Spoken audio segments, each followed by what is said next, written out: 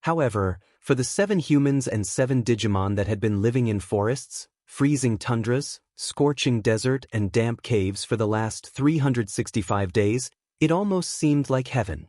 The inhabitants of the village didn't trust them at first. The Gabumon and Floramon that first saw them approaching their homes were downright aggressive, all while trembling in fear of the strange creatures that they were programmed to recognize as humans. Unfortunately for them, they were also incredibly kind, and when the humans begged them to let them stay for just a day, with their growling stomachs, clothes covered in dirt and dry blood, and skin starting to show the few scars they had already got, they couldn't help but take pity on them.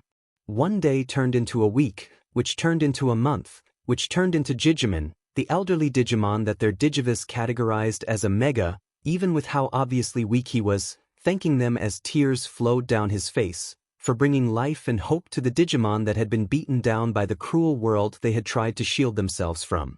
If they could add anything to the community, it was protection.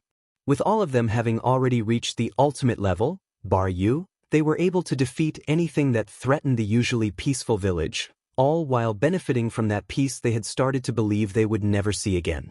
That symbiotic relationship quickly turned into trust, then into friendship. You took care of the babies that had recently cracked their Digi-eggs, co-opened a restaurant full of flavors the weak Digimon had never even thought about tasting. Hana and Saya told stories of the struggles, friendships, rivalries and celebrations they had found throughout their journey to the sheltered beings that lived in the place they now called home. Ray increased the production of all of their crops, is that meat growing from the ground, by 150% just a few days into their stay there. Izuku and Ryu helped build new houses for the few fortunate souls that managed to come across the village after them, like the Bearmon rejected from his pack for being just a bit weaker than the others, or the twin Lopmon and Terriermon that had arrived there while being followed by a feral Gorymon. It almost seemed like all the ones that weren't made to live in that cruel world ended up in that comforting place. They would have liked to call it something other than the village, but it certainly didn't have a name. When asked about it, Digimon told them, with a heavy voice, that in a world as cruel as punishing as the digital world, naming something only made it hurt more when you inevitably had to say goodbye to it. And so, life continued, and as the months passed, the Tamers inevitably started to settle. No way to go back to the human world and not even a clue as to why they had come to this world, so little by little, they stopped thinking about it. They didn't forget, they never could, but it was a happy life. So happy, in fact, that in that beautiful night, where Izuku and Saya laid on top of a newly built house built for the brave Leomon that had recently come to the village and decided to protect the weak ones along with them, covered by the majestic sea of stars above them, and they shared that first, magical kiss, Izuku, for a moment, wondered if he really wanted to come back to a world that had given nothing to him, rather than stay in the one that had given him the happiest moment of his life. And then it was gone. Taitamon came upon the village without any kind of forewarning. They had never met, Taitamon didn't have any kind of grudge against them, nor against the village. The Green Titan was simply walking, in a straight line, looking for a strong opponent. And when he saw the small settlement of weak beings that stood before him, he just decided to ignore it. There was no malice, no motive, no cruelty.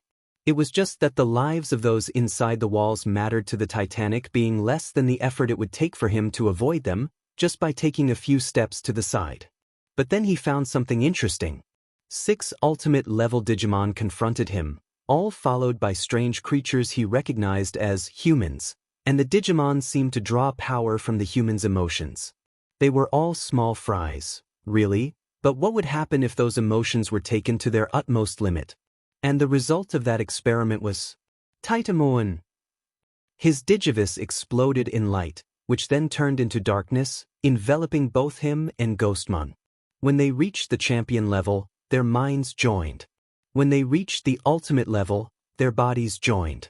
So when they reached the mega level, a mark was printed, a demon was born, and 2 beings became one. With a single flap of his wings, the mist covering the arena cleared. The people closer to the edge of the stands were sent flying backwards, while the others could only stare in silence. In that single moment, every single human in the vicinity understood. The 2 beings before them, both the Green Titan wielding a massive sword and the similarly sized demonic being were something beyond human comprehension. And then the demon burst. Someone screamed, then another, then another. In mere seconds, the stadium had turned into pure fear. From cheering and laughing, to screaming and crying, just from feeling the presence of the beings before them. Many of the heroes watching the event, trained to withstand the pressure of any situation, turned into terrified children and started running for their lives. Everyone started running. Screams filled the stadium, nothing else could be heard. The emergency exits were filled to the brim, people pushing against each other as if that would get them outside faster. Anything to get away from those beasts. Then the demon roared. None of them had ever heard something so loud, so raw. The demon pushed, and then, before anyone could even see it move, its claws were clashing against the Titan's sword. The mere clash made the ground rumble and the stadium shake. The body of one Shoto Todoroki, still lying unconscious on the floor near the two monsters, was miraculously pushed by the air pressure into the passage he had come into the arena from, disappearing into the darkness of the building. Everyone screamed louder, pushed harder and ran faster, yet 6 individuals remained stuck to their seats. Hana's voice shook as she looked at the being before them. And no if any way. Ryu's face started to sweat, not believing what he was looking at. He's supposed to be dead. We saw it die. Ko tried to reason. All of their bodies started to tremble as they remembered the events of that horrible night. Saya and Rei just remained silent, not wanting to believe what was going on before their eyes. And Yu was shaking more than anyone. However, if one were to look deeper, they'd understand it wasn't exactly the same. Not just once. He started.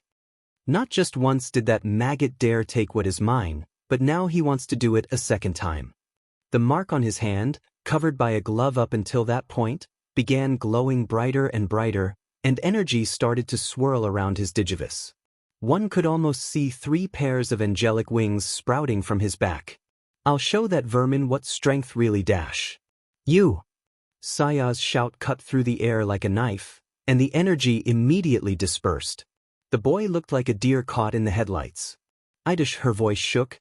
I don't know how that thing is still alive, nor how the hell it has managed to come into this world, but...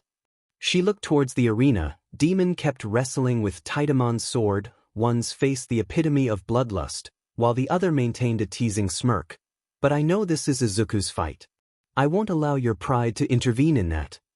The boy recoiled at that. Sorry. Saya just nodded at him, satisfied. Rei!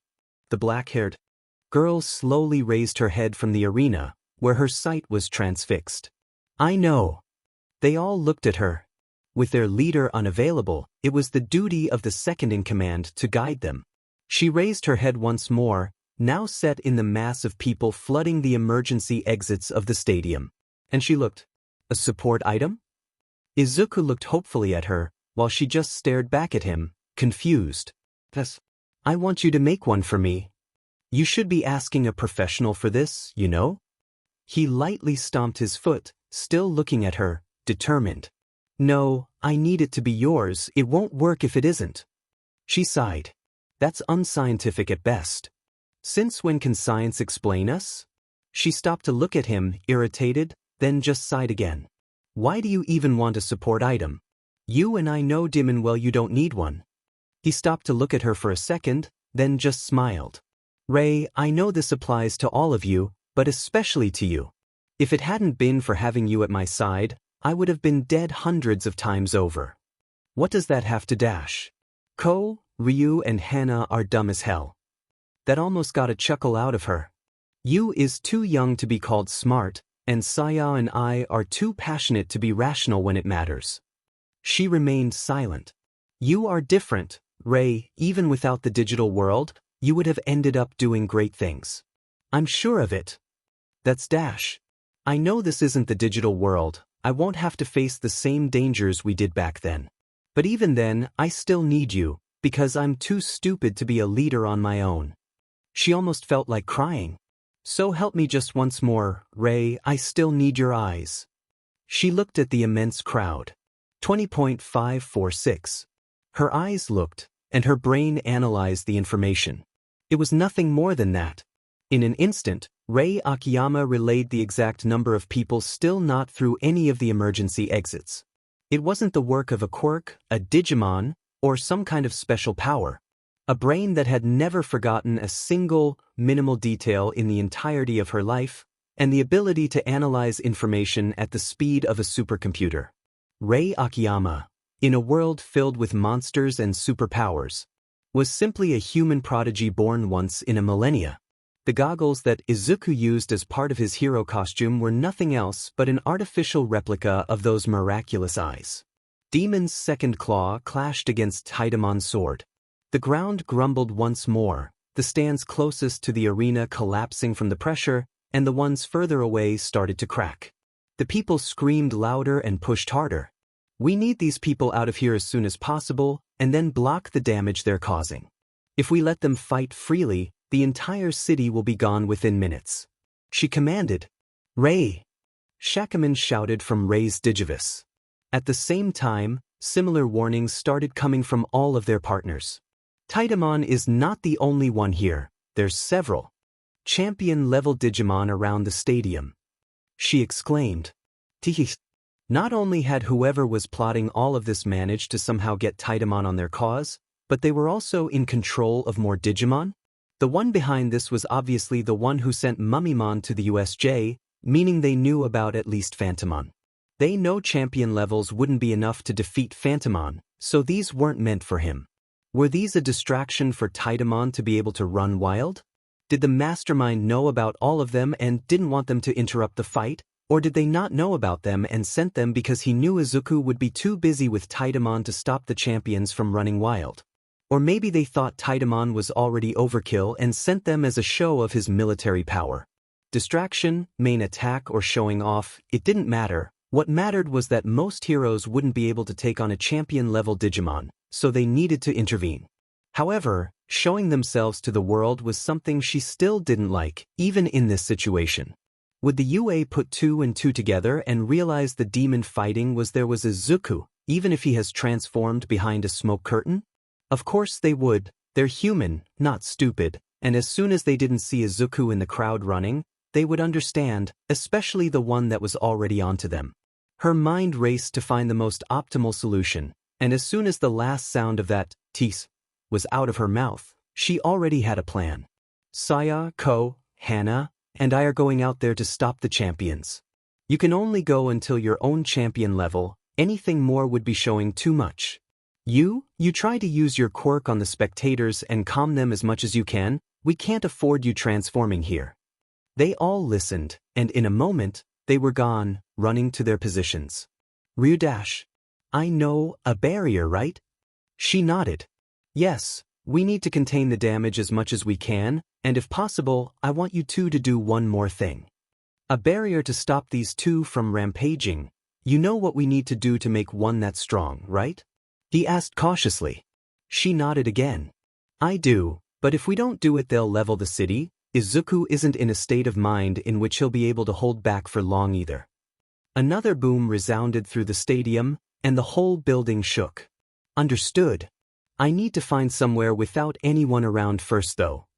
You do that, I'll contact you with the Digivice for the other thing I want you to do later. And in a flash, she was gone. Well, Picodevimon, let's dash. Don't worry, citizens. Oh no, no. It's fine now. But because I am here. From above the crumbling walls of the stadium, a figure emerged. This effing idiot, Ryu exclaimed. However, it wasn't the end of his panic as another voice came from across the stands, and a huge burst of fire ascended towards the sky. Please don't bother. Might, I will take care of these villains on my own. Huh? Are these people stupid? Don't they feel the difference in power? Picodevimon asked from his Digivice. They're the two strongest heroes. The two dumbasses might not even fathom the existence of something so many levels above them. Down in the arena, sword and claws kept clashing at unimaginable speeds, each clash making the ground shake and the building rumble as loud roars shot through the air, neither monster paying any attention to their surroundings. Picodevimon, let's go, we just have to pray they won't kill them. Ryu quickly ran from the stadium, looking for an isolated place. Protect. For as long as he could remember, that had been All Might's one and only purpose. He prided himself on his strength, his perseverance, and the hard work that had ended up making him the symbol of peace. In his many years as a hero, he had come to understand that his strength was something to be careful of, because, as much as it could be the gift that allowed him to protect, it was also a weapon of mass destruction that devastated everything in his way. This fear of his own power could only exist because he was the number one. Because he was the strongest. Because he was All Might. Why, then, was it that right now he wasn't scared of his own strength, but of the two beings that battled in front of him? These two things, whatever they were, he understood were beings above everything he had ever encountered before. He had believed that the only one that could equal the level that he had reached in his prime was none other than his arch-nemesis, but this was something beyond his imagination. And the worst of all was, his many years of experience told him that these two beings weren't going all out in the slightest. They were testing each other, like two dogs growling and showing their fangs. But then again, so what? Was he just supposed to leave them be? What would they do were that the case? Destroy a block? The city? The country? Was he just supposed to watch as the lives of innocent people were extinguished right in front of him? No, of course he wasn't. Because I am here. What did it matter if he was terrified? What did it matter if they were stronger than him?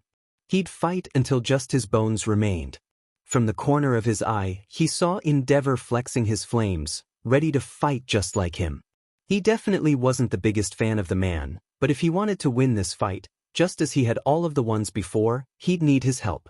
And so, he jumped straight into the arena, revving his arm up as he saw Endeavor doing the same thing. Detroit Dash. What is this? What was he doing? What was he thinking?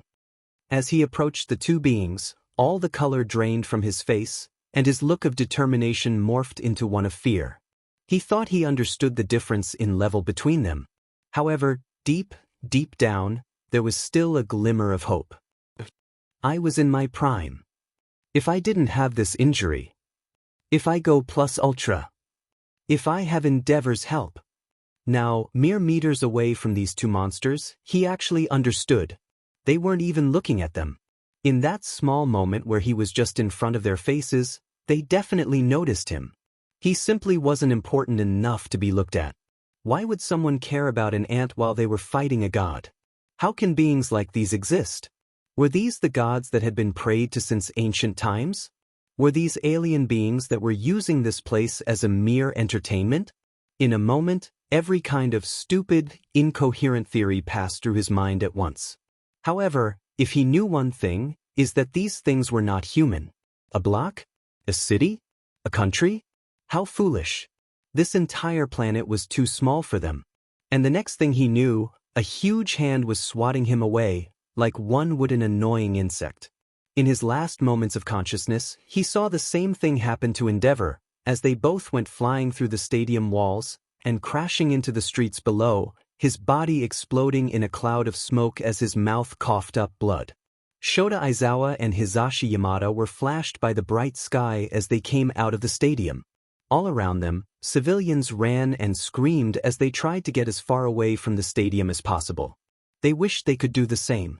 Even as professionals who had trained their whole lives for moments such as these, they couldn't help their bodies' instincts to start running and don't come back, to get away from those monsters as soon as they could. Unfortunately, they were heroes, and their bodies also refused to ignore the cries of help of the citizens even more than they screamed at them to run. The monsters seemed to be more preoccupied with each other than with causing any real damage, but one could never know when that'd change. However, even in those conditions, Aizawa's brain kept focusing on one thing. Izuku Midoriya. The mysterious boy that had been occupying his thoughts the last few days. He wished he could forget about him right now, treat him as a normal boy with an unknown past and focus on the unimaginable beings that had appeared before him. But he couldn't, because Izuku Midoriya had something to do with them. Right now, it all made sense to him. His quirk being fully sentient, it having appeared less than a year ago, the watch that he shared with Saya Hike. It all made sense because it wasn't a quirk. Obviously, the first thing he had tried when he had seen the monsters was try to erase their quirks, and it didn't work. It could have been that they were a mutation type, of course, but what the F kind of mutation is that? It was impossible for those things to be human. He remembered the USJ incident, the weird feeling he had gotten from that mummy, one not so different from the one the demon and the titan exuded, along with their unimaginable strength. And he remembered the Reaper that Ghostmon had become. They were all the same, and one of the two inside was most probably Ghostmon. He gritted his teeth. So many theories and not one confirmation. And then he heard Hisashi calling for him. Eraser, what the hell is that? He could have been talking about the two inside, but he was pointing in front of them, a point where the mass of running people had stopped, and where a strange being stood. It was a mix between a bat and a human, gray fur covering all of its body except his hands. Its head was disproportionately big compared to its twig-like limbs, and composed mostly of a huge, gaping mouth, many great teeth sticking out of it. 2 pairs of wing-like appendages came out of the head, and a red mane rested on its back. What a great opportunity that man gave me, seeing so many humans terrified of the great Vilemon. The demon laughed loudly, saliva spitting out of its mouth every time it was opened. Another monster, Aizawa said. However, this one seemed much weaker than the ones he had seen before. This time he didn't have the feeling that he was completely overwhelmed. He ran forward, capture weapon in hand, present mic right behind him as he readied his lungs for a big shout. Cover your ears, listeners. Most of the crowd did so, as a huge wave of sound exploded from his mouth. Oh, a human attacking me? Unfortunately, 2 can play that game. The demon started flying. Nightmare shock. A wave of sound also came from Vilemon's mouth, clashing with present mix and canceling each other out. Aizawa was unfazed as he shot his scarf towards it. His hair was standing up and his eyes were glowing, but he wasn't surprised when it didn't seem to faze the being. Vilemon spun in midair, the capture weapon barely missing its leg. 2 against 1, how unfair, huh? It kept laughing as it called its next attack. Demon darts. 3 green energy darts appeared in front of him, which quickly sped towards Aizawa, who managed to get away by diving in the last second, the energy destroying the concrete floor they impacted with. So fun. I didn't know humans were so fun. What are you? Aizawa shouted. Vilemon looked confused, pointing its bony finger at himself and tilting its head. Me? I'm Vilemon. The Digimon that's about to end your lives. Haha. Aizawa's eyes widened. Digimon. For Aizawa, it sounded awfully similar to the Digivice that Midoriya wore. And all that Mon thing with Ghostmon and Bakemon. Another one for the list. But that was for later, now to apprehend this thing. However, before he could even ready his scarf again, a voice called out from the crowd. Well, before you start killing each other again, how about a performance? From the distance, Ko chuckled. All 3 combatants looked towards the new figure joining the fight. Aizawa didn't know if this time it was a fellow hero or a Digimon that had talked, but his humanoid appearance and overly complicated costume told him he was probably on his side. He was short, barely reaching Aizawa's shoulders, but the wizard hat that stood on his head compensated for that. That combined with the toy-like staff on his hand, the cape, and the low-quality clothes with way too many zippers he was wearing reminded him of a kid's Halloween costume. He definitely wasn't a hero he was aware of. What are you saying? What's your hero name? He didn't have time for games right now. Oh my, someone's angry. My hero name? Well, I don't really have one of those, but you could call me. The non-hero smiled under his face mask as he gave a small performer's bow. Wizardman. Mon. Sheet. Mike, be careful. He's one of them. Oh no, don't think badly about little old me, I'm at your service right now. Wizardman's voice was soft but mocking, clearly enjoying the act he was putting on. In fact, let me prove it to you. The Digimon took off his hat, before looking at Vilemon and tapping the piece of clothing with his staff. Magic game. I wonder what will come out. And who the hell are you? Why is a Digimon like you Vilemon didn't have time to finish his sentence as a bunch of cards appeared from the hat's opening and were sent flying towards him, grazing his wings as he did a dodging maneuver. So you've come to ruin my fun? Take this. Demon darts. Wizardmon didn't seem impressed. It seems everyone is very angry today. I wonder what it could be. He tapped his hat once more. Magic game. Instead of the cards, a cloud of smoke erupted from the hat, covering Wizardmon and the darts approaching him. When it cleared, only the broken concrete from the dart's impact could be seen. Where did you go? Suddenly, Vilemon's floating body was smacked into the ground from above, making a crater and cloud of smoke. And Wizardmon appeared out of thin air where Vilemon had just been, his staff stretched downwards. Oh, it seems it made me invisible this time. Tough luck, buddy. Wizardmon chuckled as Aizawa and Hizashi watched speechless, not being able to put into words whatever they were seeing. Vilemon stood up, now shaking with anger. You fucker, I'll kill you. The demon flew towards him, preparing his claws. The wizard simply tapped his hat a third time. When the claws cut through the cloth of Wizardman's robe, Aizawa was getting ready to jump in again. Hey, where are you attacking? I'm right here, you know? Wizardman's illusion dissipated, as the real one stood a few meters to the left. You? Vilemon now seemed like he was about to scream in anger, but the wizard didn't let him finish. You know, if you stand there for a long time, you'll get burned. Vilemon barely registered his words, and as he looked towards the sky in order to scream a million profanities, he saw a black storm cloud floating above him. Thundercloud. A huge thunderbolt shook the air, as Vilemon was fried and he turned into small blue shards. And that was all, ladies, gentlemen, and everyone in between. Thank you for coming to my performance. He bowed towards the now non-existing audience, all of the civilians having already left to escape the battle. Aizawa and Hizashi remained frozen as they looked at what had before been Vilemon, now just a scorch mark on the floor. Wizardmon walked towards them, sporting what was probably a smile on his help. It's been a pleasure working with you, gentlemen. However, I'd really like it if this performance stayed between me and just me, actually. Wizardmon took off his hat once again, tapped it and uttered the same words. Magic game. Before they could even react, two balls of light appeared from the hat, hit both of their heads and disappeared, seemingly causing no damage, but leaving them frozen on the spot. Bye-bye. Wizardmon walked past them and suddenly disappeared. A few seconds later, Aizawa and Hizashi came back to themselves. Shota, what were we doing here? Come on, we have to take the civilians to a safe place. Aizawa slowly nodded, confused, as if he was forgetting something really important. Weren't they fighting something here just now? Haha, did you see their faces at the end? Ko said as he clutched his stomach laughing, having found an empty spot in the forest that surrounded the stadium. They were like, what happened here, huh? Impmon said, from inside Ko's Digivice, while doing a coarse imitation of Aizawa's voice. As Ko swiped a tear from escaping one of his eyes, he clicked a button on his Digivice and put it up to his mouth, still lightly chuckling.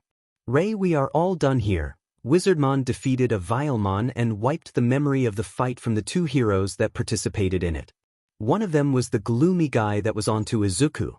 Unfortunately, a rather big crowd saw Wizardmon, but we couldn't do much about that. Ko finished his report, waiting a few seconds for their de facto leader to answer. Got it, Ko. Good work. We just finished our fight too. It was a Shellmon and it was so slow that it hadn't come out of the forest yet. So no one saw Jessamine? Shame, the media would have had a field day trying to explain that. No time for jokes now. She said that, but Ko was sure he had heard a stifled giggle coming from the device, which put a smile on his face. But isn't that part of what makes me who I am? She didn't answer, nor did she let any noises out this time, but Ko, somehow, knew there was a soft smile on her face at that moment. Just then did he hear a noise behind him, a group of heroes in the street closer to his spot between the trees running as they argued amongst themselves. He managed to hear something about a spiky teddy bear fighting a mechanized minotaur. Did you hear that? He asked when the group was far enough. Yeah, it seems like you'll be able to laugh at the theories of the media anyway. Ko couldn't contain his laughter. Demon arm. Minotaurman threw his metal-covered fist at. Great speeds, even with the added weight the weapon brought with it. Slash and rip. His much less enthusiastic opponent shot their robotic arm forward as well, claw open, and the shockwave of the two colliding sent the few people still standing near tumbling back. Do I really have to fight right now? Though Porcupine, his unwillingness to participate in basically anything still remaining from when he was Fascaman. Of course you have to. You think I wouldn't be fighting with you if I could? Now, stop beaching and beat the ugly bull up. Saya said through their mental connection, clearly wanting to jump in and get some kicks in too, yet having to hide among the crowd. Porcupine sighed. Yes, Mississippi. Oh, finally a good opponent. You'll see the power of my demon arm. Minotaurman shouted as he held up his metallic arm. Porcupine sighed again. How cliché.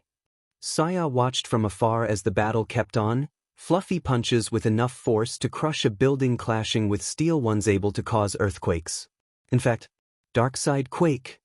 Minotaurman punched the floor with his demon arm, and quickly the ground began to shake and crack, making the crowd fleeing the scene begin to tumble and fall, and making Porcupine lose his footing, his huge body creating a smoke cloud as he fell to the ground. You're mine.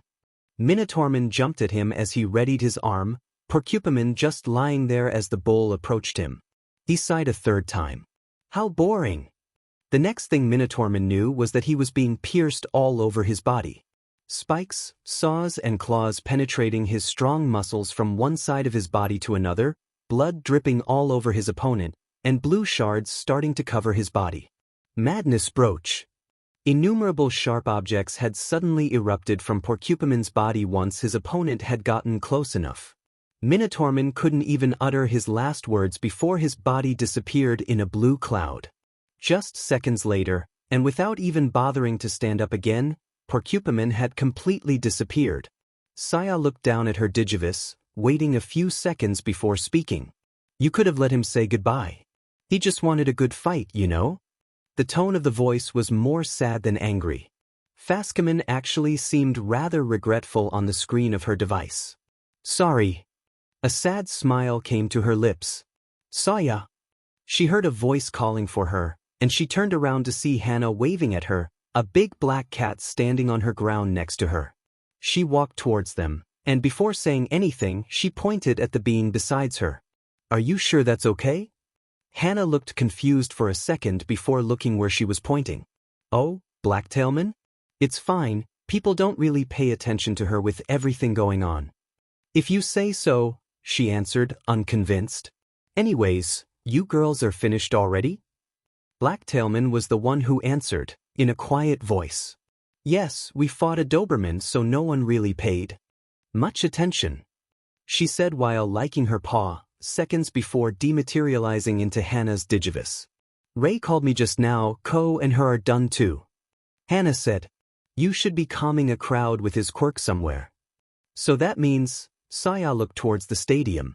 It's just you left, Izuku. As she finished saying those words, as if responding to her, a shockwave coming from the spot she was looking at reached them, hundreds of meters away by now, sending the people around them flying across the concrete, and making even them have to shield their eyes from the air pressure. The ground began to shake once again, the cracks that had appeared from Minotaurman's attack becoming longer and wider, and making the civilians around them, previously glad that they had finally found a place away from any fights, begin screaming and running once again. They're getting serious. If Izuku can't win quickly, they're going to destroy the city.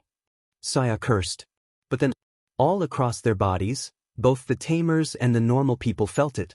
A new power, similar to the ones from inside the stadium, was beginning to form.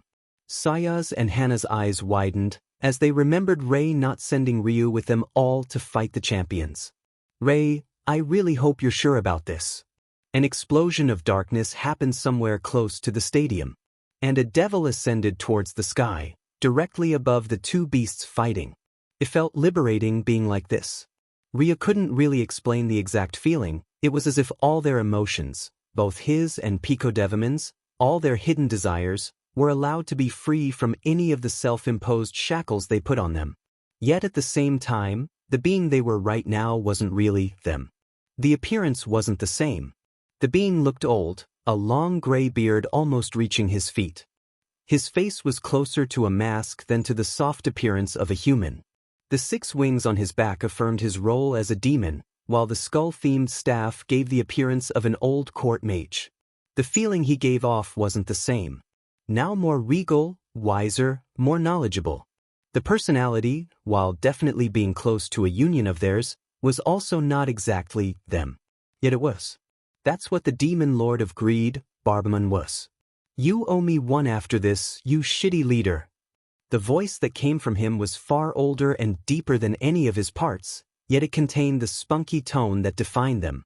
His hand moved and with it his staff did too. At that moment, every single person that had somehow remained on the stadium, be it because of the filled emergency exits, having passed out in the presence of the 2 monsters, or lost children looking for their parents, felt a purple aura wash over them.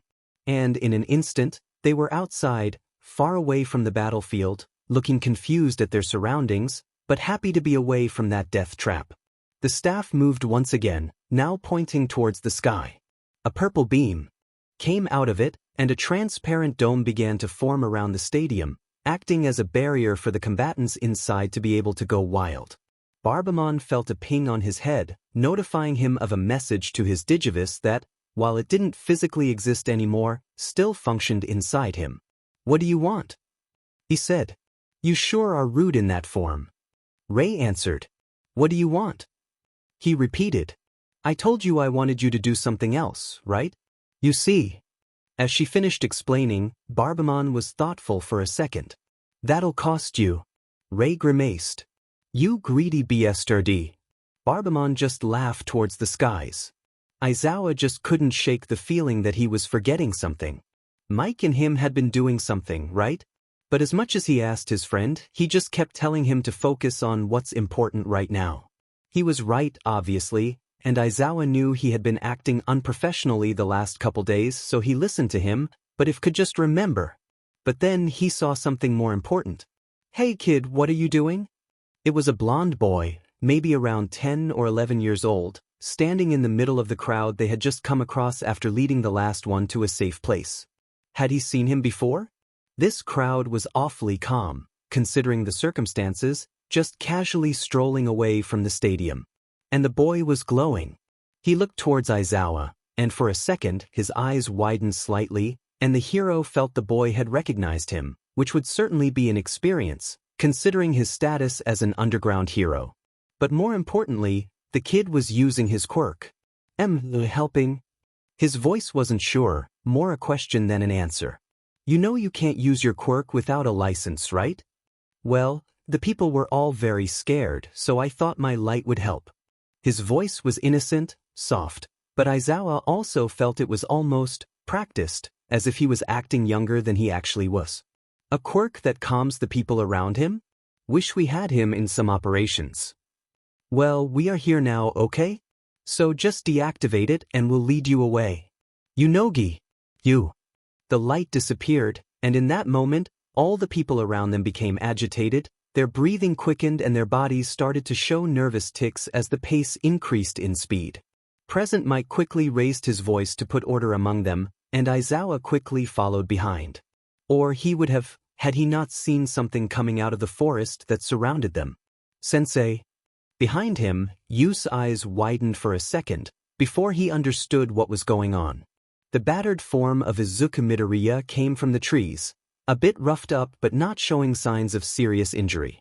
He was breathing pretty hard, and his eyes showed a vulnerability that Aizawa considered out of character for him. Aizawa, shocked, ran up to help him, but the boy quickly stopped him, telling him he could walk. "What happened? Weren't you in the stadium when it happened?"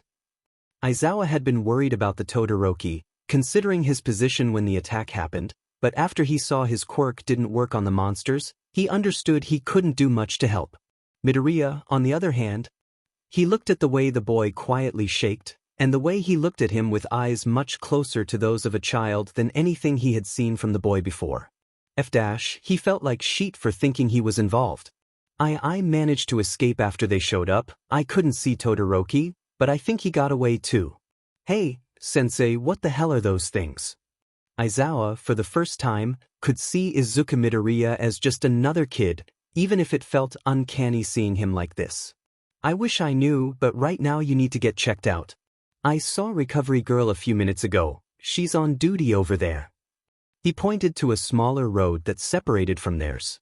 Izuku opened his mouth to say something, but just closed it, sighing. All right. Aizawa just watched the boy leave, very slightly limping, as Present Mike led the crowd of civilians away from the danger. It seems he really was obsessed for no reason. What he just saw was just a kid. Away from them, Yu smiled to himself. Izuku walked away from his teacher, and when he was far enough for them to not see him anymore, he vanished.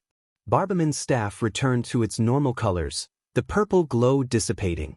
The demon snickered to himself. Humans really are easy to trick. Hey, Yggdrasil! Claws clashed against the bone sword. Chuckling and screaming were the only sounds that accompanied the fierce impacts. But I know a human can't really understand the methods of a being like you, even if I tried for the rest of my life. Demon subconsciously realized that Barbaman had appeared, and that right now he could go all out, even if he wasn't trying to hold back in the first place. I also know that, right now, you don't really exist in this universe. The demon attacked once more, this time using all of his strength. Taidamon was surprised, but his sadistic smile stayed on his face as his sword was batted away for the first time. But if, somehow, some part of your consciousness is still around somewhere, for the first and last time in my life, please answer me.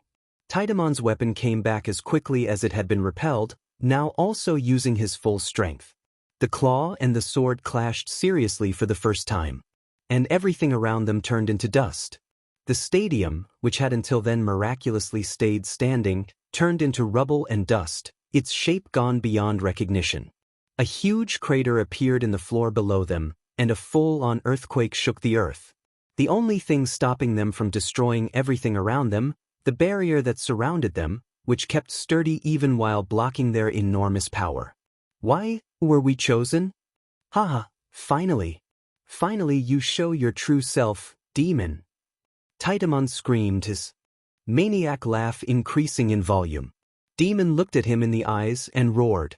Chaos flare. Immediately, both his and Taidamon's bodies were surrounded in a massive tornado of swirling, purple flames. Everything around them was hit by the massive temperatures, the tornado becoming a miniature sun that melted the concrete and turned into ash any organic residue that might have been left in the former stadium. Was this wrath always part of me? Was that the reason you chose me? Or maybe it was just by chance, and you inserted this feeling into me? You're a god, right? I bet you could do that without much problem. After a few seconds, the fire disappeared, leaving a slightly burned Taidamon behind, still cackling like a maniac. Demon, above him, his head almost reaching the top of the barrier, extended his demonic wings. The demon roared once again, and swept down to meet Taidamon's sword from above in a mighty clash that would have destroyed everything around them, had there been something left to destroy. Even if that last part is the case. I want you to know I don't resent you. After all, had I never been chosen by you, I would have never been able to meet them. I don't even know if I would still be in this world. Demon, somehow, managed to utter some words through his anger, his voice shaky and cracking. But, why? Why are you here? Why are you still alive? Why does this wrath have to hurt so much? Both of them were sent flying back, clashing against the barrier before quickly getting back up. The Titan just kept laughing and laughing, but after a few seconds he looked at Demon. Why do you think some Digimon remember their past lives? He couldn't say his parts had never thought about it. After all, it was one of the many mysteries of the digital world that they had never managed to answer. Most Digimon who died, stayed dead. It didn't matter if their data turned into a Digi egg, what came out of it was an entirely different being. Yet, sometimes, there was something that remained. Be it a memory, certain tics, the way they expressed themselves. And, very rarely, the Digimon that came out of the Digi egg remembered all of their past life. He didn't answer. For just a few seconds, his anger took second place to his want for answers. Kindness? Strength? Willpower? No, I believe it's none of those. Taidemon's eyes pierced into his. My fight with you, the emotion, the blood, the pain, the excitement. All I could think about as you struck me down was wanting to keep going just a bit longer. Demon just looked at him disgusted, anger bubbling up inside him once again. Then, when I was reborn, I understood. That feeling was the thing that kept my memory alive. My need for fighting you just a bit longer was what kept me alive. Demon's eyes widened. In other words, the reason a Digimon remains themselves after death is. The demon remained silent. Regret. Then, Demon screamed. And charged. Then, Demon's head was filled with the images of every resident of that small, peaceful village. Taidemon raised his weapon, ready to clash once again, but just as Demon's claw was about to collide with the sword that he had raised in front of his head, his wings opened wide behind him, acting as a parachute and instantly stopping his momentum. Then, you're telling me, every Digimon in that village. The wings also made him raise his body slightly off the ground, and an instant later, a roundhouse kick was impacting the Titan's stomach, sending him flying. As this happened, the incontrollable demon's eyes began to water. You're telling me, they died without regrets? Demon shot forward, and before one could blink, he picked Taidemon's head, which had collided with the barrier, and slammed it into the ground. Before he could attack again, the sword swiped at him, making him back off, dodging it by a hair's breadth. Ah, that's more like it. Your anger from before felt the same as the one from back then, you know? But now it feels so fresh. Taidemon said, Why are you here? How are you here? Why do you have to keep appearing in my life? The questions kept piling up, the words by the end becoming more of a jumbled mess of sounds than an actual sentence. I've told you, haven't I? I came here to fight you. There was this really kind human who made a gate for me and everything. What? I'm so happy I listened to my gut and didn't kill him. The moment he showed me a picture of who he wanted me to kill, I knew I had made the right decision. A human. In the digital world. And yet, I have to ask this of you. Alphamon's words resonated through Demon's head. I accept this oath, Royal Knight. From now on, the human and digital worlds will never cross paths again. So did the answer of one Izuku Midoriya. They had suspicions, of course, after all, there had to be a way Mummymon had got into the human world. But hearing it directly from the source was a completely different feeling. It made his wrath scream. It made his wrath scream, but why does he feel happiness? Maybe it was better described as relief. He really thought, as did both of his parts, that he had found a satisfying ending in their fight against Yggdrasil. And yet, if this is what he is feeling right now, maybe it never actually felt like real closure. Maybe they had always been looking for something to latch onto since. All of the blood, sweat, and tears that had come out of their struggle against the god of the digital world. Yet he, Izuku Midoriya, dared cling onto it as if he was a child throwing a tantrum. He really was the worst. Not only does he disrespect the efforts of those he considers closest to him, but he also, as a so-called hero, becomes happy when hearing a criminal had gained power beyond society's wildest imagination. And that made him angry. And the anger of a demon wasn't resolved through self-reflection. It was resolved with even more blood. He stomped his foot onto the floor, sending shockwaves through the used-to-be stadium, and a battle cry made his way out of his throat. Taidemon copied him, and Demon and Titan lunged at each other once again, claws and swords swinging at each other as the enemies screamed with all their might. Underworld's call. Taidemon shouted, and as his sword went down for an overhead slash, two more phantom-like swords appeared out of thin air, speeding towards Demon's sides in a three-way attack. His oversized left hand managed to quickly intercept the attack coming from that side, while the one from the right was stopped with a little more effort by his right arm. However, this left him completely open for the real sword to cut him in two, and it quickly approached his head as Taidemon screamed maniacally. Demon opened his mouth and bit. The sword became lodged between his powerful fangs. Flame Inferno. The words made their way out of the demon's covered mouth, and a huge wave of purple flames made their way out of the spot covered by the bone sword, pushing it back and covering his enemy in the flames of hell itself, the phantom swords disappearing as the enemy focused his energy on defending. After a few seconds, Demon spoke. "Did you think that'd work again?" As he uttered those words, the long, deep, horizontal scar that ran through his abdomen burned. The flames finally dissipated, and a charred Titamon still stood there, his sword raised in front of him and his smile still on his face, but his breathing was definitely faster, as his skin showed hinta of burns. "Ha, guess not, huh? You really are interesting. No matter how many strong Digimon I fight, you just keep coming back to my mind." He raised his sword in an arc above his head. "Just like last time, I'll make sure to leave a mark in your body. Even if I die once again, I'll make sure you remember me for your whole life." Demon didn't answer, he just readied himself for the attack. Soul Core attack. Titamon's sword descended, and with it, an amount of power Demon didn't think he'd have ever had the chance to witness again. To the eyes of a human, just like the rest of the fight, the slash came out with a speed that would be impossible to perceive with the naked eye. It was even more terrifying, however, that Demon's eyes couldn't really see it either. His body moved purely on instinct, every fiber of his body moving in unison to dodge an attack it knew would mean certain death, as even before the weapon came down, his feet were sending him jumping to the side, his wings flapping to increase the speed of the movement. Even with his speed, by the time the attack finished, scarlet blood could be seen flowing down the demon's right arm, a deep cut running from the shoulder to the hand. Behind him, it seemed as if the earth itself had been cut in two, a huge fissure one couldn't see the depth of having appeared after the attack, and the barrier where the rift ended had a few cracks, even if the attack wasn't meant to break it.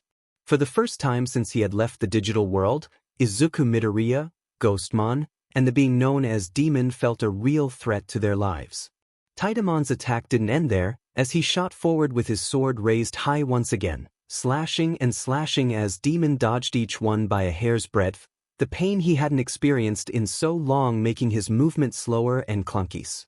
Little by little, as the barrage of attacks continued, small cuts started to appear in the demon's body, blood and sweat covering the barren floor. "Should I use that?" Demon thought.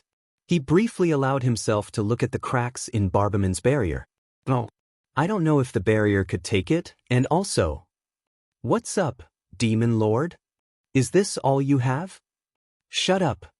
The wrath I felt back then was much more powerful than this. "Shut the F up. Have you become soft after living in peace for so long?" "No, you're wrong." Blood kept spilling. "That's not the reason. Every attack could spell death." "Why?" His body was able to move like it hadn't in so long. His previous expression, one of anger and sorrow, was being replaced by the one of a blood-hungry demon. "Why does this have to get my blood rushing so much?" Demon opened his wings and shot forward, grabbing Titamon's face with his uninjured, bigger arm and slamming it into the ground, before flying forward while the Titan's head was dragged through the floor. With a mighty push, Titamon was sent flying through the air, unable to do anything as he fell. Before he could even get close to the ground, Demon was already above him, joining his two hands above his head before slamming them downwards into the giant, sending him into the ground in an instant, and creating a huge explosion of rocks, dirt, and dust. He wasn't done, as before Titamon could stand up, the demon's leg stabbed into his stomach from above, making him spew out blood. "Is this what a demon is supposed to be like?" Titamon slowly stood back up, his legs shaking, but the smile still on his face. He looked at him. "I had never seen that expression in your face." His mouth had, against his will, contorted into a smile just as crazed as the one of the Titan's face. His eyes weren't remembering the past, the fire and the death, instead only focusing on the enemy in front of him. "I think that fits you much more." What was he doing? He remembered. The sight from the top of that dreadful building. The blonde locks of the man who had crushed his dream. The words that tore through him harder than most of the claws and swords he had fought against. "No, I should think not." "Maybe you were right back then." He looked at Titamon. "Never thought I'd say this, but sorry, Titamon. From now on, I'll be fighting you as the Demon Lord of Wrath. The Titan smiled. A moment later, a sword strike was blocked by the demon's claw. This time was different, however, as before his enemy could have the chance to pull back. Demon dipped down and put his fangs through the arm holding the sword. Titamon screamed in pain and was forced to drop his weapon, trying to get the mouth of his hand with a swing of his left fist. Demon pulled back before it could impact, but a chunk of the wrist he had been holding onto had already left the Titan, now between the demon's mouth. He spit it out and looked at his opponent with that inhumane expression. Titamon once again could only laugh in joy. Now without a weapon, the giant charged with his fist pulled back, the battle now turning into a full-on close-quarters fight. But the Titan's body couldn't keep up with the demon's, and his body began to be battered with claw, bite, and scorch marks. Yes. This is it. This is the you I wanted to fight. The you full of anger. The you full of hate. The you who accepts their role as a demon. Show it to me, demon. Show me your rage. Show me your wrath. And show me how I'm not the only one who enjoys this bloodbath. Demon wasn't listening. The only thing in his mind was the way his body moved, the sweat that his body released, the blood that spilled on the floor, the electrifying feeling of putting his life on the line. You know, right now there's some unimaginably strong Digimon in the digital worlds. So strong that the Royal Knights can't even fully contain them. Even through his delirium, Demon's mind managed to comprehend those words. But they are boring. They may be strong, but they don't feel. They don't scream. They don't show me their wrath. Their envy. Their pride. Nothing. But you are like a mass of pure emotion. I can't help but want to kill you. Titamon's words only managed to make the Demon Lord angrier. Let's end this, you piece of shit. Demon screamed. He grabbed Titamon's fist as it was about to hit his face, took his arm with his other claw, and threw the Titan in the air. He opened his wings and flew towards him, tackling him in mid-air and grabbing him, raising and raising until he was at the top of the barrier. With a single look at Barbaman, who kept watching the fight from the skies, the demon of greed understood the order. The barrier dissipated, and the two kept raising and rising. They raised through the clouds, and up until the point where a human would barely be able to breathe in just a few seconds. And then purple flames started to appear around them, much hotter and fiercer than they were at the start of the fight. Teach would have liked to give you a few more scars. Titamon said, more disappointed than anything else. Goodbye, Titamon. Demon said, I hope I never see you again. They stopped. And the demon screamed. Chaos flare. From all corners of the world, one could see it.